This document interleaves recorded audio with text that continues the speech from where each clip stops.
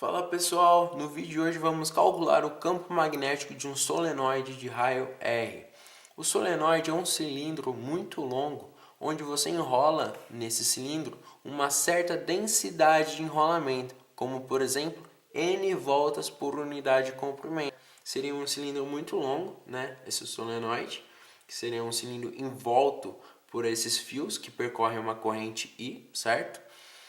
E esse solenoide teria uma dimensão que o seu comprimento seja muito maior que o raio. Se esse solenoide fosse finito, ou seja, que o comprimento dele seja da ordem do raio, ele teria linhas de campo parecido com o dipolo, conforme a figura. E se você alonga esse cilindro, as linhas de campo no seu interior ficam cada vez mais paralelas e as linhas de campo fora do cilindro vão se perdendo, ou seja, ficam cada vez mais raras. Portanto, no limite em que o comprimento do cilindro vai ao infinito, só existirá linhas de campo no seu interior e serão paralelas entre si.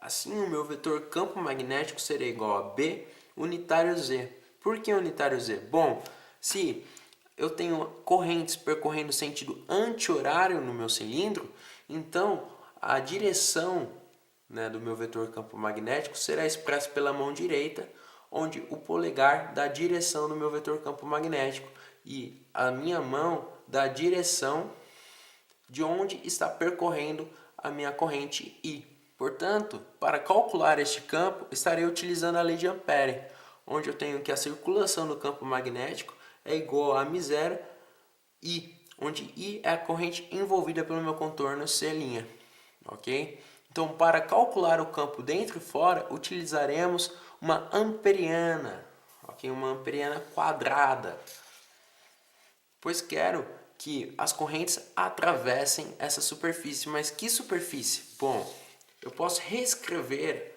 a lei de Ampere da seguinte maneira, que a circulação do campo magnético é igual a μ0 vezes I, que é a corrente envolvida pelo meu contorno C'. Mas quem é essa corrente? Bom, eu posso escrever essa corrente como sendo uma integral dupla da densidade de corrente, ok? Escalar NdA, onde dA é o elemento de área, ou seja, eu estou integrando uma superfície que é delimitada pelo meu contorno C', ok? Então, utilizando a expressão 2 da lei de Ampere, posso dividir a integral da circulação do campo magnético em 4 caminhos dessa forma. Como estou pegando essa amperiana quadrada, então posso dividir em 4 caminhos, de AB, de BAC, de CAD e de DAA, conforme a minha expressão 3. Então eu tenho que a circulação do meu campo magnético é igual à integral de AB do campo magnético, dL1, certo? O meu elemento aqui nessa região, de BAC do meu campo magnético de dL2 nessa região, de CAD de BDL3, onde DL3 é nessa região, ok? E idem para o DL4, ok? Igual a μ0 vezes a corrente envolvida pelo meu contorno C'. Substituindo a expressão 1 do campo magnético, ok? Com seu respectivo versor, e colocando os respectivos versores do meu elemento de comprimento, ou seja, de dL1, dL2, dL3, dL4.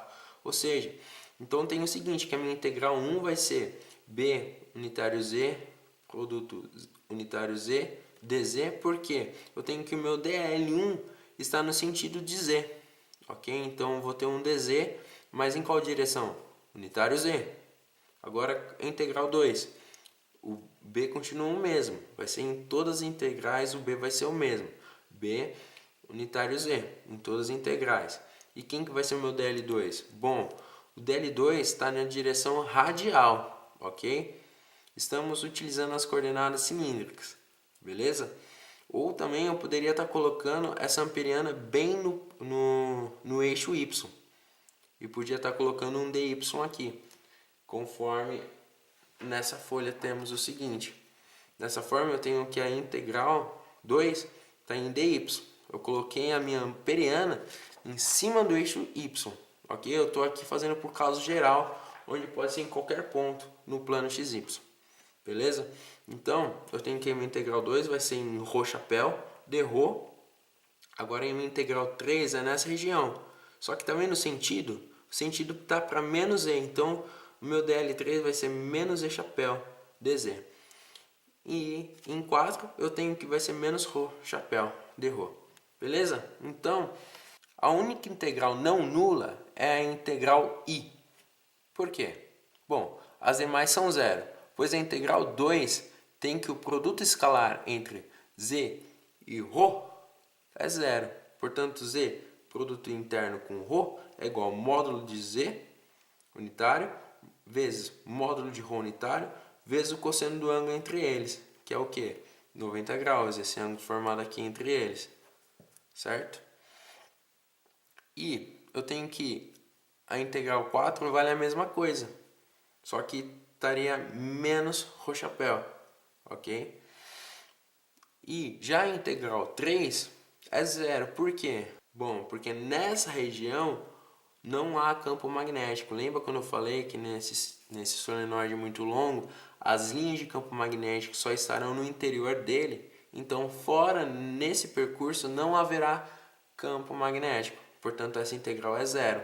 Portanto, temos o seguinte: a integral de A a B vai ser B unitário Z, Z, igual a μ0I envolvida, onde I é a corrente envolvida pelo meu contorno C'.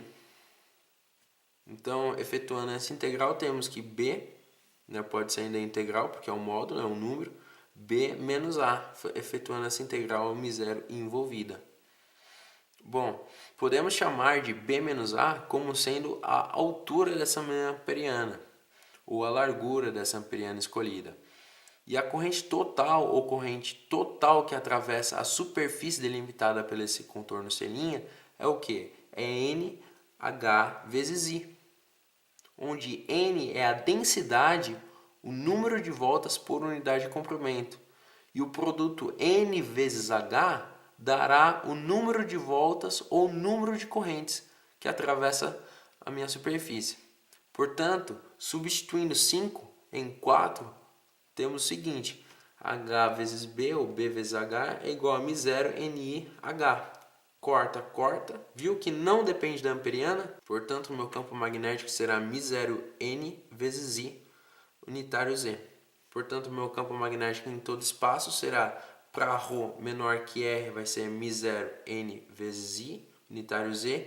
E para ρ maior que R, para fora desse solenoide, será zero, porque não há linhas de campo fora do solenoide, só no seu interior, desde que seja um solenoide ideal. Ok? Galera, muito obrigado por terem visto o vídeo. Para aqueles que gostaram, se inscrevam no canal, dê aquele like que estará me ajudando demais. Valeu!